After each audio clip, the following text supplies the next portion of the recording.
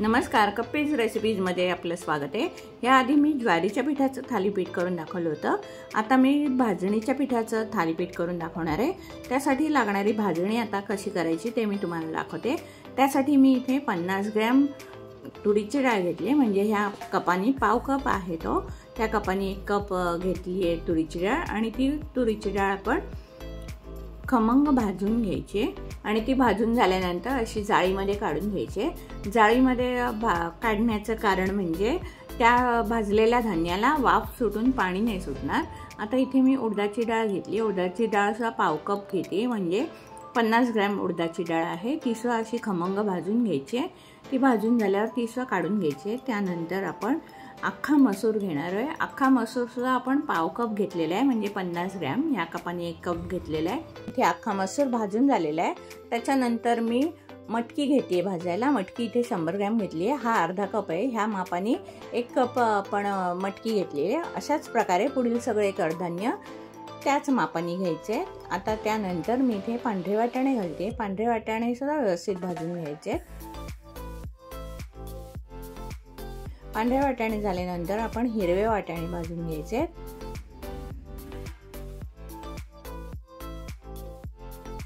त्यानंतर आपण चवळी घेणार आहोत। मी इथे जाडी चवळी घेतली आहे। जाडी चवळी चवीला छान असते म्हणून ती चवळी घेतलेली आहे मी। त्यानंतर हिरवे मूग भाजून घ्यायचे, छान खमंग भाजून घ्यायचे हिरवे मूग। पहा हिरव्या मुगाचा रंग कसा बदललाय, तो छान भाजलेत हिरवे मूग। त्यानंतर मुगाची डाळ घ्यायची आपल्याला।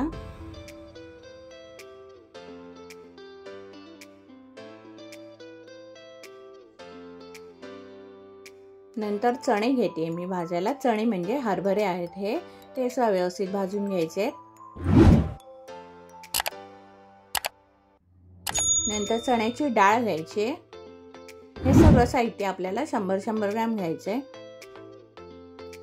आता इथे आपलं कडधान्य आणि डाळी भाजून झालेली आहेत। आता आपण धान्य भाजायला घेऊया। त्यामध्ये मी इथे पाव किलो तांदूळ घेते।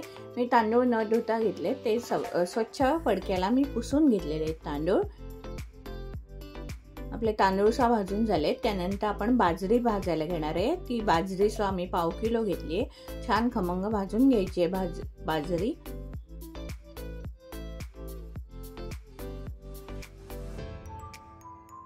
बाजरी भाजून झाल्यानंतर ज्वारी भाजायची। ज्वारी मी इथे अर्धा किलो घेतलेली आहे।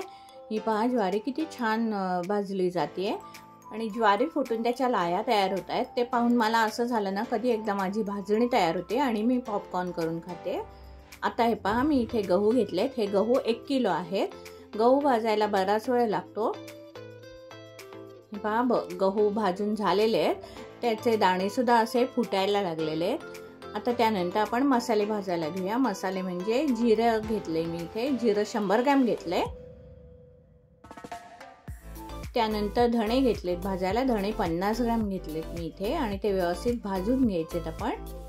आता इथे आपली भाजणी भाजून झालेली आहे। आपण ती थंड करायला एका फडक्यावरती पसरून ठेवायची आहे। हे पहा मी कडधान्य भाजलेले आहेत, ते मी पसरून घेते आणि त्याच्यानंतर हे मसाले आहेत आणि आता ते व्यवस्थित चमच्याने आपण पसरून घ्यायचे, कारण सगळे साहित्य आपलं गरम आहे। आणि आता हे धान्य सुद्धा मी त्यावरती पसरवते। जरा मी हातानेच पसरवते, व्यवस्थित थंड व्हायला पाहिजे म्हणून। हे पहा किती गरम आहे आपली भाजणी, माझे हात लाल झालेले आहेत। आता ही भाजणी थंड झाल्यानंतर आपण गिरणीतून त्याचं दळण करून आणायचे। हे पहा भाजणीचं पीठ तयार झालेलं आहे। मी इथे 2.5 कप भाजणी घेतलेली आहे। ह्या कपाने 2.5 कप घेतलेलं आहे। आणि हे भाजणीचं पीठ बघा, मी बारीक चपातीच्या पिठासारखं नाही दळून आणलंय, साधारण जाडसर असं दळून आणलंय। आणि 2 मीडियम साईजचे कांदे बारीक चिरून घेतले, अर्धी जुडी कोथिंबीरीची बारीक चिरलेली आणि 4 मिरच्या बारीक चिरून घेतलेल्या आहेत। त्यानंतर 2 चमचे पांढरे तीळ घालते, 1 टीस्पून हळद घालते आणि 1 टेबलस्पून कसुरी मेथी अशी हातावर चोळून घालते। त्यानंतर चवीनुसार मीठ घालायचे आणि हे सगळं साहित्य घालून झाल्यानंतर आपण पाणी घालून घट्टसर असं पीठ मळून घ्यायचंय त्याचं। घट्ट मळून घ्यायचं, कारण आपल्याला अर्धा तास ते मुरायला ठेवायचे, तोपर्यंत ते नरम होण्याची शक्यता असते। हे पहा आपलं पीठ मळून झालेलं आहे। आपण झाकून अर्धा तास ठेवून देऊया। अर्धा तासाने बघा आपलं पीठ छान नरम झालेलं आहे, व्यवस्थित मुरलेलं आहे। आता आपण थालीपीठ करायला घेऊया। थालीपीठासाठी मी पोळपाटावर हे फडकं घेतले, त्याच्यावरती पाणी घालून घेते, जेणेकरून थालीपीठ त्या फडक्याला चिकटू नये म्हणून। आणि असा एक एक गोळा घ्यायचा आणि ते पाणी घालून मळून घ्यायचे। सगळं पीठ एकदम मळायचं नाहीये, नाही तर एकदम थालीपीठ सगळे होईपर्यंत ते सैलसर होण्याची शक्यता असते। थालीपीठ थापू शकणार नाही आपण। आणि असा गोळा करून आपण थालीपीठ थापून घ्यायचे।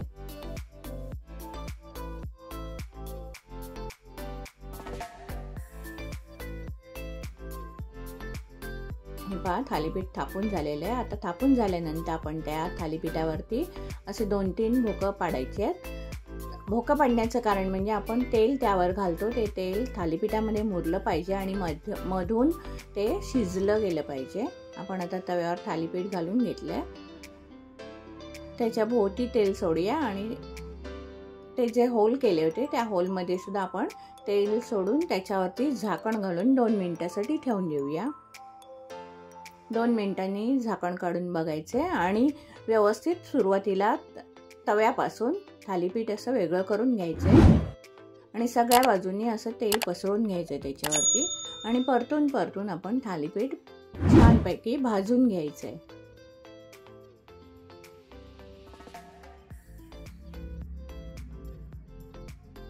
हे पहा आपलं थालीपीठ होत आलेलं आहे इथे। हे पहा थालीपीठ आपलं तयार झाले, मी ताटात काढून घेते। अशाच प्रकारे तुम्हाला अजून एक मी थालीपीठ करून दाखवते। हे पहा आपलं दुसरं सुद्धा थालीपीठ तयार झालेलं आहे। मी आता थालीपीठ सर्व करायला घेते। इथे मी थालीपीठ दही आणि नारळाच्या चटणीबरोबर सर्व करते। हे पहा किती सुंदर झाले थालीपीठ, मस्त झाले। पाहूनच तोंडाला पाणी सुटायला लागलेलं आहे। आणि त्यावरती मी असं तूप घालते। हे असं गरमागरम थालीपीठ लोण्याबरोबर सुद्धा खूप छान लागतं, नाहीतर तुम्ही सॉस बरोबरही खाऊ शकता।